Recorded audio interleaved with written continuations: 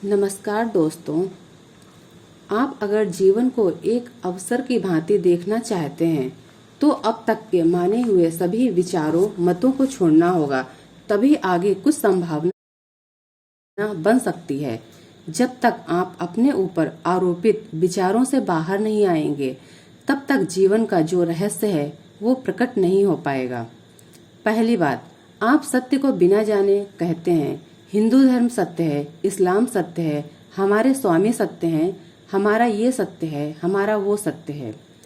सत्य को बिना जाने आप किसी मत को सत्य कहते हैं, इससे ज्यादा असत्य और क्या हो सकता है। सत्य को जानना पड़ेगा, पहले मत को छोड़ना पड़ेगा।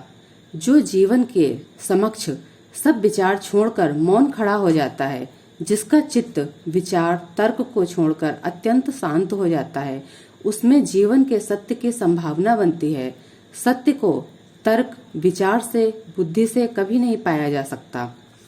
सत्य तो हम स्वयं हैं, हम हैं तो सत्य है, हमारा होना सत्य है। सत्य वहाँ है जहाँ से विचार उत्पन्न हो रहा है, जहाँ से बुद्धि को शक्ति मिल रही है। अगर कोई व्यक्ति सम्यक तर्क करे, सोचे, विचारे तो उसे पता चलेगा तर्क व्यर्थ हैं। वह पाएगा विचार छोड़ना पड़ेगा।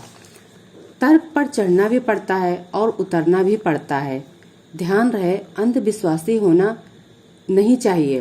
बस जो कोई कुछ कहे उसे मान लो, यह नहीं होना चाहिए। दोस्तों, एक विश्वास की अवस्था है, यह सबसे नीची, सबसे खतरनाक अवस्था है।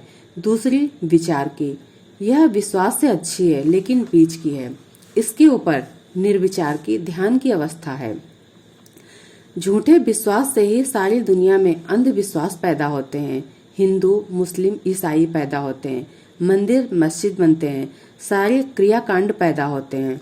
दूसरी अवस्था विचार से, तर्क से विज्ञान पैदा होता है। फिर तीसरी अवस्था निर्विचार से, ध्यान से धर्म पैदा होता है। तर्क और विचार का एक उपयोग है कि झूठे विश्वास के कांटे को निकाल दें। जैसे एक आदमी के पैर में कांटा लगा हो, उसे मैं कहूँ कि एक कांटा और ले आओ, वह कहे मैं एक ही कांटे से काफी परेशान हूँ, अब दूसरे कांटे को क्यों लाऊं।